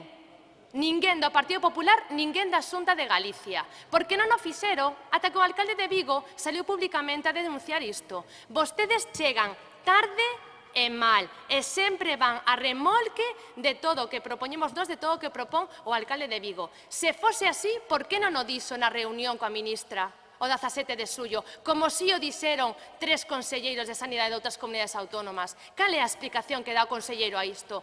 Saben cal é? Ningunha, porque non ten explicación. Non ten como salir porque a ministra xa dixo que nesa reunión o conselleiro de Sanidade de Galicia non dixo absolutamente nada, non defendeu que Vigo fose sede. Pareceulle moi ben centralizar todo en Santiago de Compostela. Esa é a diferencia. Vamos a proceder á votación desta moción do Grupo Socialista. Punto número 12. Votamos entón a moción do Grupo Provincial Socialista para exixir da Diputación que inste ao Goberno de España a manter a Vigo como sede oficial para a celebración do exame MIR. Votos a favor? Queda aprobada por unanimidade. Punto número 13. Moción do Grupo Provincial Socialista para exixir a dimisión do presidente da Xunta pola súa nefasta xestión dos incendios acaecidos este verán e outros acordos complementarios. Ten a palabra, de novo, dona Ana Laura Iglesias. Moitas grazas, presidente. Quixera comezar a miña intervención neste punto amosando o recoñecemento e o agradecemento deste Grupo Provincial Socialista o traballo e entrega heroica dos bombeiros e bombeiras, brigadistas, voluntarios e voluntarias e da veciñanza en xeral que fixeron un traballo impecable durante os piores incendios que sufriron a nosa comunidade. O verán de 2025 volveu poñer en evidencia a gravidade do problema dos incendios forestais en Galicia, converténdose nunha auténtica catástrofe ambiental, económica e social que devastou máis de 100.000 hectáreas e puso en risco a vida das persoas e a seguridade de aldeas enteiras, o que se traduce nunha das campañas de incendios forestais máis graves dos últimos anos en Galicia. Como levamos anos advertindo, asistimos a unha evolución preocupante. Xa non falamos só de incendios de cuarta xeración, senón tamén de lumes caracterizados pola súa extrema intensidade e pola dificultade para ser controlados cos medios de extincións tradicionais. Ante este novo escenario, a prevención convértese na única ferramenta eficaz para minimizar os riscos e danos, reducindo a carga de combustible acumulado no monte, mellorando a accesibilidade para os equipos de extincións e creando infraestructuras estratégicas que permitan frear a propagación dos lumes. Non obstante, os feitos amosan unha realidade preocupante. A Xunta de Galicia non está a executar en prazo nin de maneira eficiente os orzamentos destinados á prevención. As convocatorias publicanse tarde, as resolucións acumulan meses de demora e boa parte dos fondos conseguidos permanecen bloqueados sen chegar a se materializaren en traballos efectivos. A Xunta ten actualmente máis de 8 millóns de euros para prevencións pendentes de execución. O actual modelo da Xunta de Galicia segue a centrarse na extinción e non na prevención, mantendo contratos temporais nas brigadas e fixos discontinuos, con traballos limitados a uns poucos meses no ano. Unha xestión activa e sostible do territorio que reduzca o risco a política forestal actual perpetúa un sistema reactivo que cada verán se ve desbordado por incendios cada vez máis perigosos. A máis da falta clara de políticas de prevencións, existiu unha clara e manifesta incapacidade para xestionar a loita contra os incendios acaecidos, tanto na provincia de Pontevedra como no conxunto da comunidade. A medida que os incendios aumentaban, arrasaban hectáreas e quemaban casas e motivaban o desaloso de centos de veciños, o Partido Popular mostraba unha vez máis a súa incompetencia. As palabras que máis se contaron eses días para definir a xestión dos incendios por parte da Xunta foron caótica e irresponsable. E non só o decimos nós, senón que son as expresións que foron empregadas polos profesionais que traballaron en primeira liña na extinción dos lumes. O señor Rueda e o resto de dirixentes políticos da Xunta de Galicia foron totalmente incapaces de xestionar esta vaga de incendios e o único o que se dedicaron foi a mentir, ocultar información, improvisar en plena emerxencia e demostrar que non están á altura. Ao mesmo tempo que o Goberno galego lle reclamaba máis medios ao Estado, a Xunta retiraba bombeiros das 4 provincias sen que ninguén entendese nada, algúns deles recibindo a orde de volver cando ían camiño de Ourense que ardía con 7 lumes activos. E non quedou aí, senón que o señor Rueda negou que tivese motobombas paradas unha nova desvelada por el diario.es e logo viuse obrigado a recuar cando este mesmo medio publicou os cadrantes que demostraban que as motobombas quedaban paradas quendas enteiras por faltas de persoal. Mentres tanto, a Xunta reclamaba máis motobombas ao Estado. A resposta a este sinsentido é simple: irresponsabilidade política e cálculo partidista. Primeiro recortan e logo desorganizan e cando todo se complica culpan o Goberno central. A cada día que pasaba, a información que íamos coñecendo era máis alarmante, como o feito de que a Xunta ocultou deliberadamente o número total de incendios que estaban tendo lugar, chegando a non notificar 447 incendios no mes de agosto. Galicia ardía mentres o señor Rueda manipulaba os datos.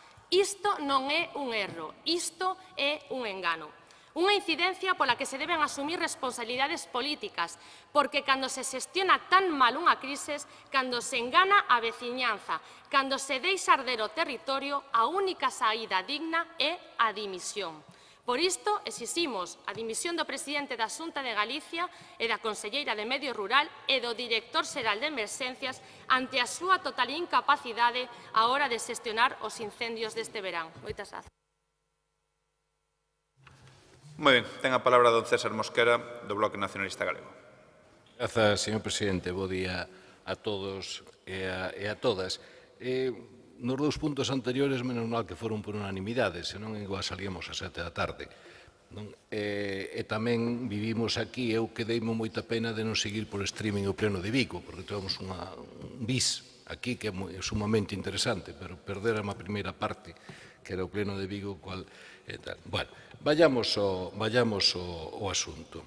Vamos a ver, aquí temos unha situación que este ano estoupou, pero pode estoupar calquer outro ano, que, por desgraza, moito nos tememos que unha vez que choveu, o sea, que é o mellor servicio de extinción de incendios que existe, é o único eficaz en certas circunstancias, pois xa volvamos a esquecernos para moito tempo. Hasta a próxima, vamos, hasta a próxima, pudo ser o 22, o 17, o 6 ou outros anos. Ben, ou partimos todos de que aquí temos o maior problema ambiental que hai neste país é que máis da mitad da superficie de monte é que é moi sensible, quitando a cornixa cantábrica, aos incendios. Ou seguiremos neste peloteo eterno, no que, por certo, eu dono por perdido, evidentemente, neste peloteo o PP faino manéxase moito mellor que o resto. E teño que recordar que no ano 2006, con un goberno, un conselleiro, que levaba 14 meses, despois de 20 anos de goberno, ou de 16 de goberno do PP, Pois teño que recordar a actuación que fixo o PP naquel momento, que a famosa mangueirita e outras cousas, verdad, francamente carroñeiras e desafortunadas. En estes momentos, no ano 25, que o PP leva 16 anos gobernando, 16, non 12 meses, pois creo que, se poden pedir máis responsabilidades, porque ten toda unha trayectoria detrás. Creo que iso teñen que aceptar. Os feitos están aí. Entón, que se toparon desbordados? Evidentemente que se toparon desbordados. Como tamén lle diría que calquera nesa situación se iba a topar desbordado. Podía ser que fixera algo mellor ou algo peor, pero ibas a topar desbordado. En todo caso, o problema está antes. O problema está que se fixo en todo este tempo para que os incendios non chegaron á virulencia que chegaron. Porque non nos engañemos. En incendio vai haber sempre o asunto é xestionalos de forma que non sexan tan virulentos nin tan incontroláveis. Esa é a gran clave.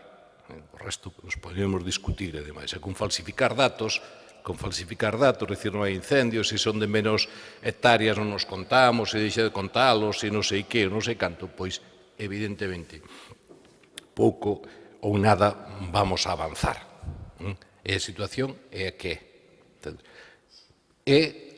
Eu sosteño, porque vivín no ano 17, por exemplo, cando foron os incendios, fixéramos un traballo aquí desde a Diputación para ver tal. Sosteño que Galiza ten un problema serio de incendios, pero afortunadamente menos serio do que pode ter California ou Australia ou certas zonas de Grecia ou outras partes do mundo. Afortunadamente menos serios, o sea, máis atacables. Bueno, pois o que habrá que coller, ciencia, coñecemento, innovación, medidas e atacalos. Iso que hai que facer.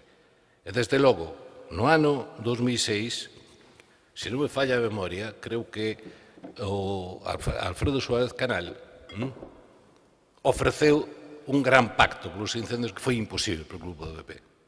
Foi imposible.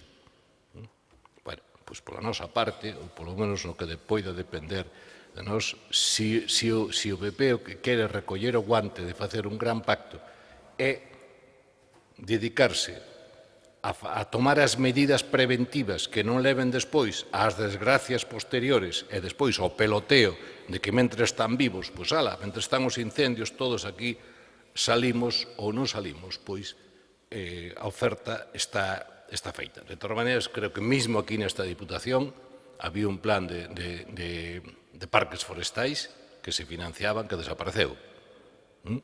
Creo que foi desafortunado, pero bueno, alá cada quen, porque subvencionase todo, pero moi ben, hai que arreglar moitos problemas ecolóxicos, hai moitos servicios, pero o gran problema que temos medioambiental en Galicia é o monte.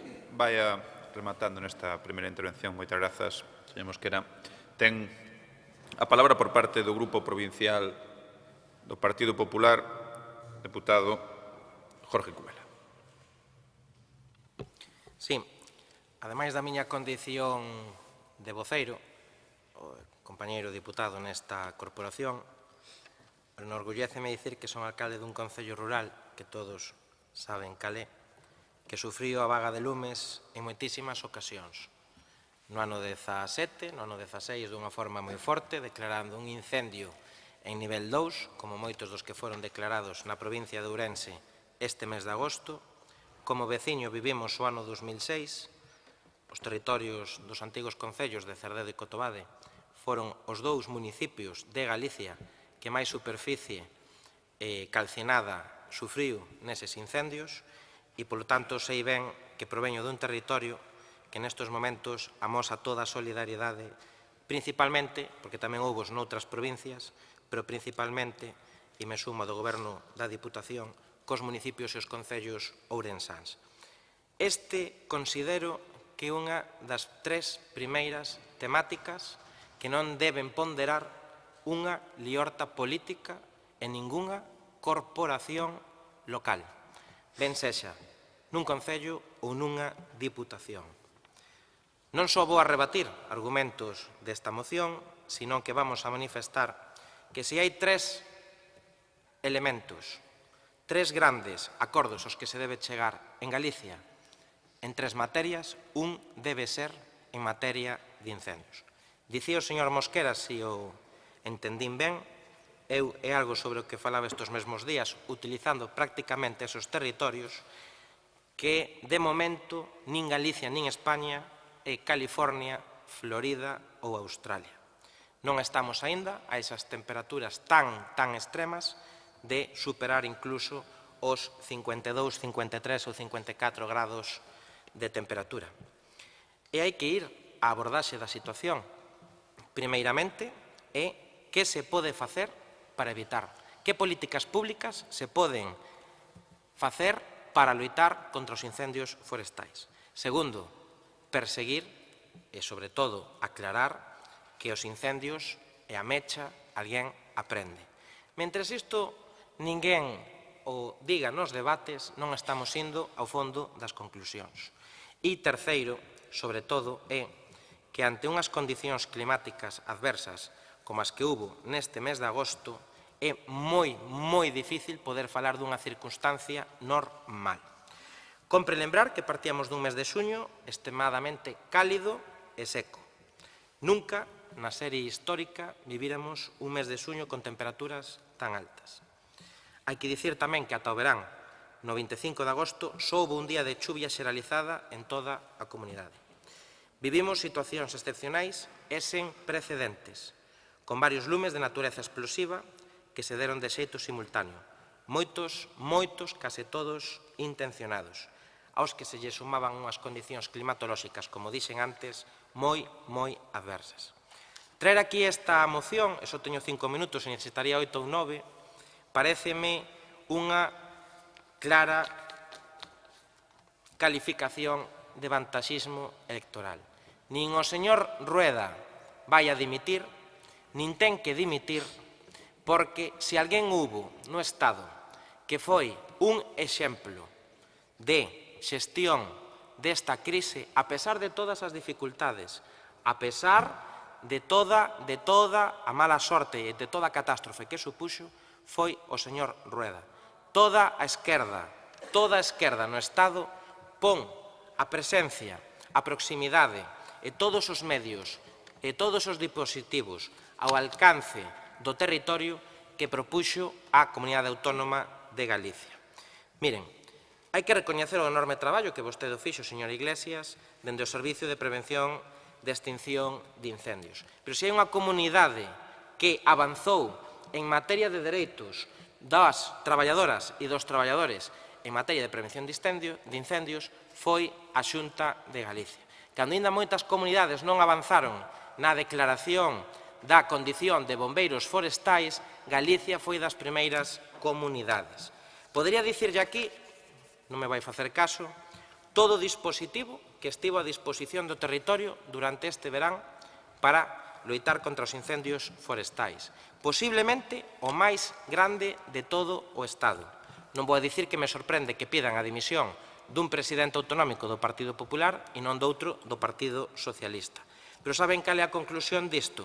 Que cando o presidente Rueda visitou todos os concellos de Ourense coa súa cercanía e proximidade, xa foi debaixo do brazo con publicacións no Diario Oficial de Galicia de todas as axudas para os produtores, para os veciños que perderon as súas propiedades e para tamén todas as empresas que sufriron danos materiais nas súas naves e fábricas. Estamos esperando a ver que o que vai a facer o Goberno do Estado.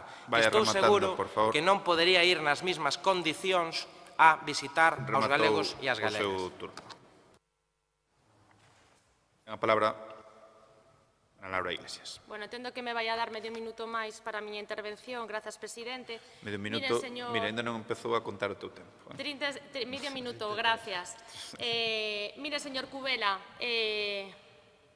non sei se haberá algún brigadista ou bombeiro ou bombeira escoitando as súas lamentables declaracións que acaba de facer vostede aquí, pero voulle ler o que decían eles mesmos en plena bagaxe de incendios. Os brigadistas alertan que centos de postos seguen sen cubrir cando avanzan os incendios en Ourense. Isto é o que din os profesionales que atenderon os incendios en primeira liña. Tamén lle podo volver a ler, porque creo que non o ve. A Xunta mide botobombas ao Goberno mentres as súas pasan turnos enteiros aparcadas por falta de persoal. De verdad está vostede ben aquí vostede a decir que a xestión que fixo a Xunta de Galicia foi brillante, que estaban todos os postos cubertos, que vostedes empregaron máis recursos que ninguén.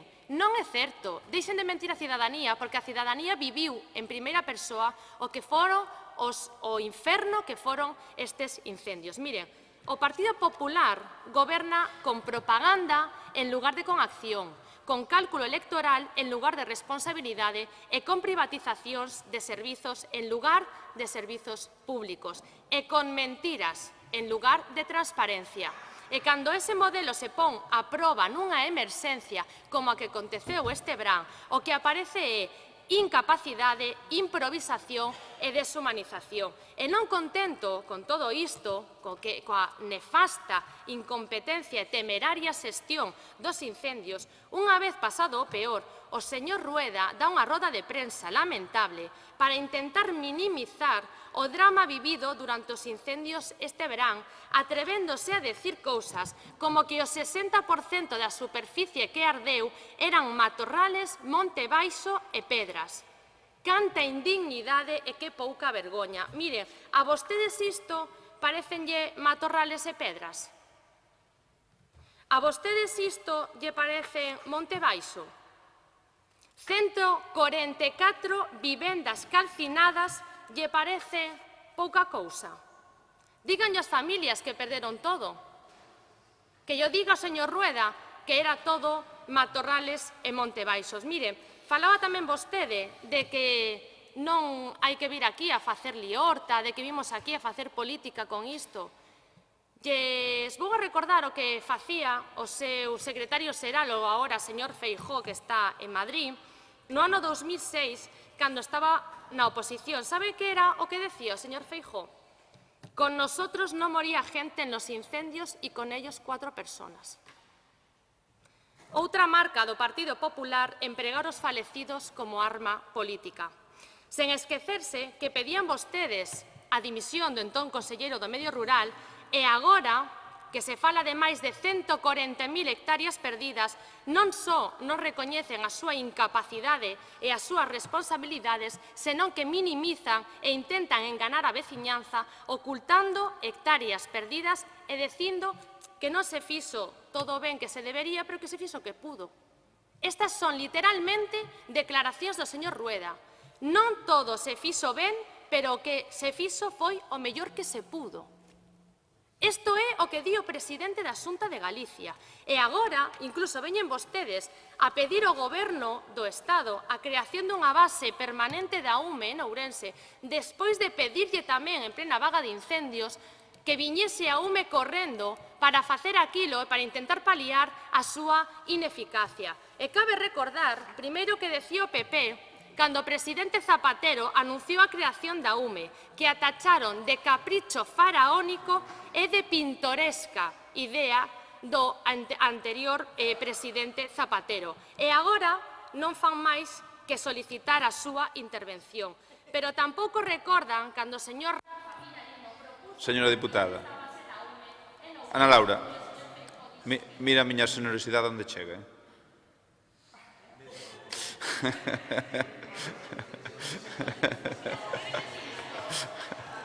Mire onde chega a miña xenerosidade. Ten a palabra don César Mosquera, do Grupo Nacionalista. Grazas, señor presidente. Mire, eu insisto na argumentación anterior.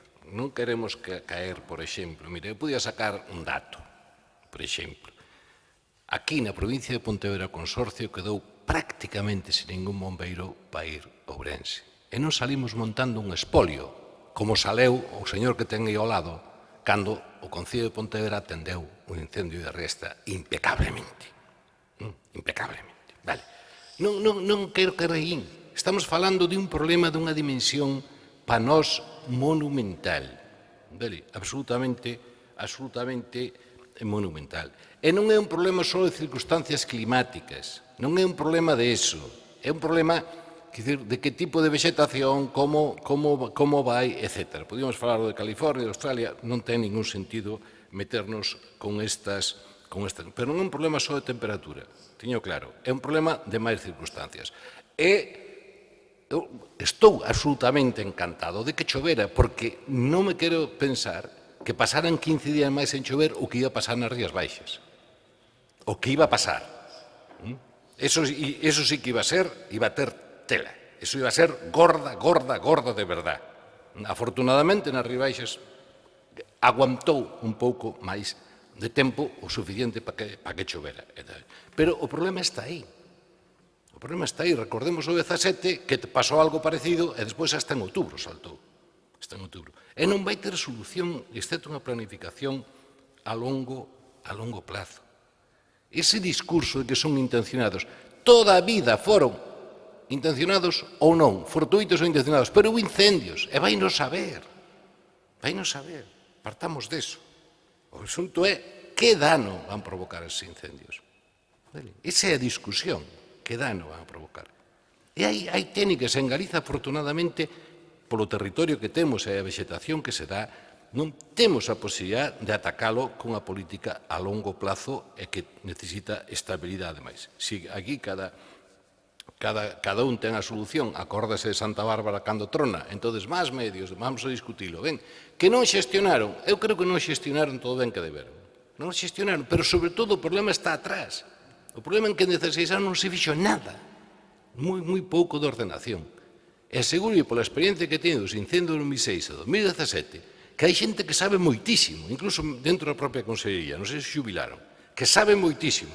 Outra cousa é facerlle caso, é seleccionar os asuntos que hai que seleccionar, as liñas de traballo que hai que seleccionar para que sean o máis efectivas posibles. A xestión dos incendios, a miña opinión, creo que non foi óptima, ben, pero era moi difícil, correcto.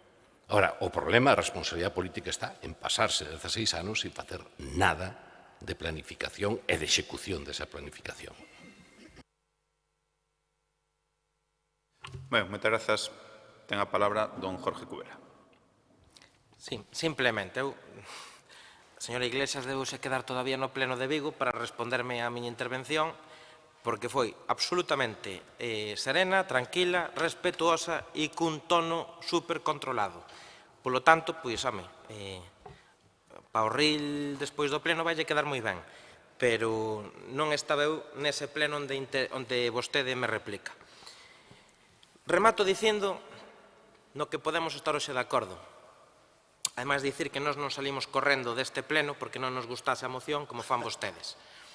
O que sí que quero dicir é volver a recoñecer o traballo do Servicio de Prevención de Incendios, de todos os seus traballadores, explicarlles que melloren o coñecemento das competencias, porque na disposición do que solicitan piden a dimisión do Director Xeral de Emerxencias e non do Director Xeral de Incendios.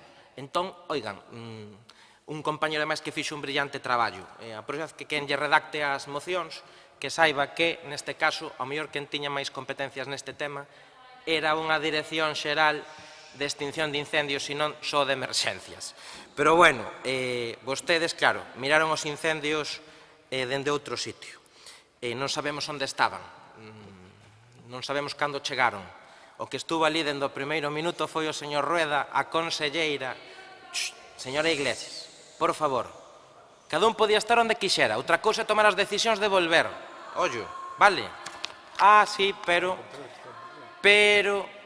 non sabemos nada do señor secretario xeral do PSDG-PSOE, que moita fama de ir moito polo Parlamento tampouco ten. Pero mire, vou acabar dicindo e recoñecendo a todos os veciños e veciñas que tuviron nalgún dos seus concellos ou aldeas pérdidas, a todas as persoas que dende a súa acción política, a todos os alcaldes e alcaldesas de todas as forzas políticas, a todos os alcaldes e alcaldesas, indistintamente foran do PP, do PSOE ou do Bloque na provincia de Ourense, a todos os voceiros municipais, indistintamente da súa cor política, que traballaron para colaborar voluntariamente, para botar unha man aos seus veciños, e recoñecer que a Xunta de Galicia mantuvo unha actitude e un tono sensato, razonable e sereno hacia o Goberno do Estado. Polo tanto, nin vostedes aquí van a traer cartas aos Reis Magos pedindo dimisións de ninguén, nin o propio Goberno galego fixo cartas aos Reis Magos tratando de mandar o foco a outra parte. Eu creo que as manifestacións públicas do presidente foron en todo momento sensatas, razonables e serenas. E como dicía o señor Mosquera, houbo incendios, vai haber incendios, e polo tanto que temos que estar preparados é para intentar que ocasionen os menores danos posibles. Presidente, doulle a Iglesias un minuto, pídolle 20 segundos. O que hai que sinalar son todas as políticas públicas, bueno, perdón, é que está moi enfadada e eu estou intentando guardar o tono, solamente me quero despedir. Gracias. Solamente me quero despedir. Houbo incendios no 2006 moi fortes, houbo incendios nas Rías Baixas no 2016 e no 2017. Por favor, que me estou despedíndome, señora Iglesias, que lle vai quedar moi ben o ril e só me quero despedir. E quero, bueno, pois xa está, acabo. Continúe, Só quero reclamar como membro do Goberno da Diputación e alcalde do meu concello, unidade nesta temática, porque é moi importante. Non remato, presidente, porque, en fin, está no pleno de Vigo, eu creo que estaba sendo razonable. Non se pode. Pidan a dimisión do señor Rueda dentro de 2 anos, cando volvan a quedar un grupo parlamentario en Santiago como que teñen. Boas tardes. Gracias. Por qué? Sabe canto se pasou vostede? Mire, vostede, no segundo turno de intervención, tivo de tempo extra 1 minuto e 14 segundos. Ahora se queixa, así que ten a palabra ahora de 2 minutos a voceira socialista Ana Laura Iglesias. É unha vergonza o que está acontecendo, como sempre, dunha maneira totalmente antidemocrática, a actitude que ten o presidente da Deputación de Pontevedra neste pleno. Lle recordo que vostede, como presidente, pode facer uso da palabra do tempo cando lle dé a gana. O voceiro do Partido Popular non ten esa potestade, moito menos de pedirlle a vostede que lle dé un minuto máis para rematar a súa intervención. É bastante lamentable. Isto non ocorre en ningún sitio. Por certo, seguindo co tema da moción, porque é un tema moi serio, incluso ves o caras na bancada do Partido Popular cos chascarrillos que fai o seu voceiro ríndose e de verdad que é un tema tremendamente serio. O voceiro do Partido Popular non se riu en ningún momento. Non se riu en ningún momento. Continúe. O señor Domínguez riuse en varias ocasións, e se quere pode vostede buscar o vídeo dos chascarrillos que estaba facendo o seu voceiro. Así que non me diga a min que non, porque o teño diante.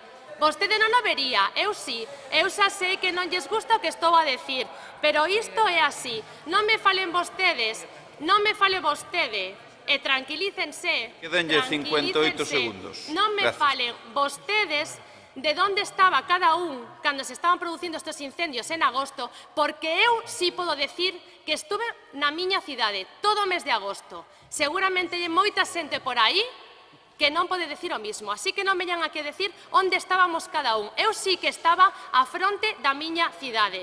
Ven vostede agora aquí a preguntar que se podería facer para... Señor presidente, ten que regular o pleno. Vai rematar o seu tempo. Ten vostede que regular o pleno, señor presidente. Tenlle 24 segundos. Eu vin aquí, da igual, si este xa sabemos que o talante antidemocrático que se vive nesta deputación dende que o señor López é presidente. Mire, eu solamente para rematar, eu vin aquí hoxe a este pleno agardando que vostedes tuveran tanto o presidente desta corporación como os deputados e deputadas do Partido Popular un pouco de alturas de miras e fixeran o mesmo que fixo o seu concelleiro no barco de Valdeorras, que rematou o seu tempo, procedemos á votación desta moción, o punto número 13, que é a moción do Grupo Provincial Socialista para exixir a dimisión do presidente da Xunta pola súa nefasta xestión dos incendios acaecidos este verán e outros acordos complementarios. Votos a favor? Abstencións? Votos en contra? Queda rexeitada por 14 votos.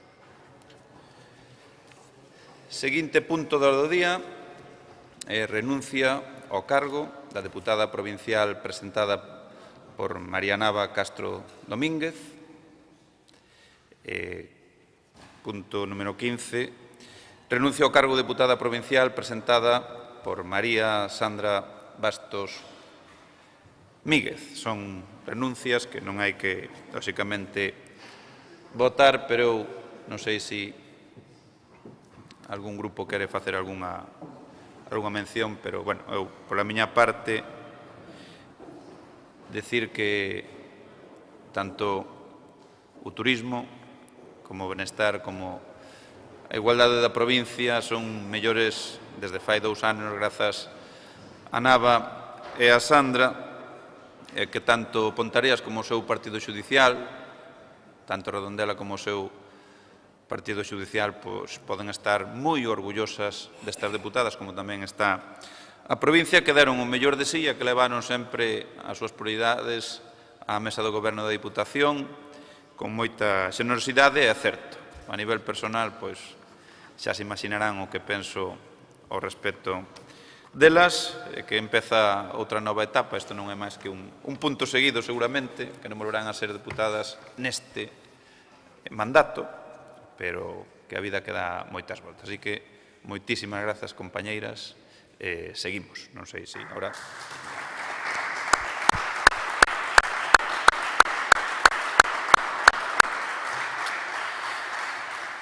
Ten a palabra don César Mosquera do Bloque Nacionalista Galego. Grazas, señor presidente. Ben, eu agardo poder despedirme das diputadas, porque, como xa dixen, viñeron aquí, ou neste mandato, por primeira vez, todos os anos que leva aquí, pois parece que se deron a fuga, non parece que os que se marchan, empezando xa polo primeiro, pois se dan a fuga. Agardo que non, primeiro que fora, bueno, sí, creo que fora Fon e tal, que se tal. En todo caso, sempre supoño que as persoas que veñen a calquera institución, a vida pública, pois van a intentar facelo o mellor posible, cada un dentro das súas ideoloxía ou das súas capacidades, podes coincidir ou non coincidir, e, bueno, supoño que sería para elas unha experiencia. A Diputación é un ente moi extraño, que a xente que non tal desde fora ten unha idea do que é isto radicalmente diferente, e, bueno, eu supoño que será un hándicap para o goberno, pero é cousa que decidiron ustedes, isto de andar cambiando cada 2 anos a xente. E xa houve moitos cambios, e, ademais, eso, en principio, mentre un lle colle o pulso, non lle colle, entera como funciona isto, pois creo que é un capital que se perde para o goberno. Pero, bueno, ustedes o decidiron, alá por súas cuestións internas, turnos, o que sexa, e alá tal. En todo caso, as 2 compañeiras, pois, desexarlle a maior sorte, e acardamos vernos por aí e demais. Que lles vai ben na súa vida persoal e política, sen que siguen nela.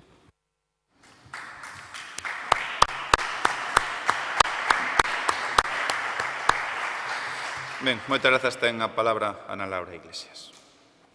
Moitas grazas. Bueno, nome propio e das miñas compañeras e compañeiros deste grupo provincial, pois non nos queda outra que recoñecer e agradecer o traballo que fixeron as 2 compañeiras que aos cesan dos seus cargos, das súas responsabilidades nesta Deputación. Lles desexamos, como non pode ser de outro xeito, o millor, tanto no persoal como no profesional, nas súas responsabilidades políticas, todo o tempo que consideren que se dediquen a esta profesión, que todos sabemos que moitas veces non é moi, non acompaña moito, pero, sí que queríamos agradecer o seu traballo, recoñecer a súa labor e desexalles, como non pode ser de outro xeito, o millor para elas. Grazas.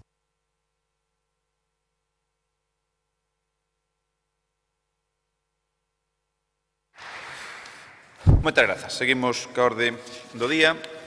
E agora xa na parte de información e control, o punto número 16, que é dar conta do informe de intervención sobre o período medio de pago a proveedores correspondente ao mes de xullo de 2025. Punto número 17, dar conta do informe memorando definitivo correspondente coa auditoría de contas da Escola Universitaria de Enfermería do exercicio 24. Punto número 18. Dar conta do informe e memorando definitivo correspondente coa Auditoría de Contas do Consorcio Provincial de Pontevedra para a prestación do Servizo contra Incendios e Salvamento do exercicio 24. Dar conta das resolucións presidenciais, punto número 19, e xa por último, turno de rogos e preguntas. Ten a palabra, por parte do Grupo Socialista, Ana Laura Iglesias. Sí, grazas, presidente. Teño un rogo e unha pregunta. Vou principiar polo rogo, un rogo que lle fago a vostede personalmente, señor presidente, porque xa fixemos algunha pregunta noutro momento e vemos que non cambia. Entonces, gustaríame rogarlle que recapacitara vostede a hora de levar este pleno adiante e o fixera dunha maneira máis aceitada a hora de darlle o turno de palabra e o tempo aos diferentes grupos que conformamos esta deputación, porque, bueno, o que acaba de acontecer hoxe neste pleno, dándolle vostede por petición propia do voceiro do Partido Popular un minuto máis de intervención, cando era claramente de 3 minutos a súa intervención e cortando a miña en canto chegou o minuto cero, non é moi democrático que se diga porque o reglamento estipula exactamente cal é o tempo de intervención de cada un de nós. Eu nunca protesto cando se pasan 10-15 segundos, cando se pasa medio minuto sí que protesto. Vostede sabe perfectamente que ten a potestade de vostede falar cando lle considere e por iso eu lle fago este rogo, vale, pero estou falando o rogo que non teño límite. Por iso lle pido este rogo de que, por favor, volva vostede a calidade democrática que se merece esta Deputación de Pontevedra. 1 minuto e 14 segundos. Entón, agora formula a miña pregunta, se lle parece. Así que, oye, eu que haxa ese tipo de apreciacións por respecto, pero non ten razón. Poida formular a miña pregunta, por favor. Sí, grazas. Lle formulo a pregunta. A pregunta é a seguinte. Considera o presidente da Deputación de Pontevedra que o que está a suceder en Palestina é un xenocidio? Ten a palabra dona María Manuela Rodríguez Pumar, do Bloque Nacionalista. Ben, bo día de novo. A pregunta ten a ver con un acto dentro do programa Aquí faltan páxinas, celebrado en Redondela o pasado 4 de decembro, no que se recoñecía o traballo das mulleres alfombreiras da provincia. Bueno, parece ser que creou certo malestar que non todas os colectivos foron convocados pola mesma forma. Entón, cal é a pregunta? A pregunta é que criterios empregou a deputada de Igualdade para convidar as agrupacións de alfombreiras do conxunto da provincia e concretamente de Redondela. Nada máis, grazas. Moi ben, moitas grazas. Damos entón por finalizado este pleno extraordinario e quedamos convocados para o seguinte, que será o martes 30 de xaneiro. Moitas grazas.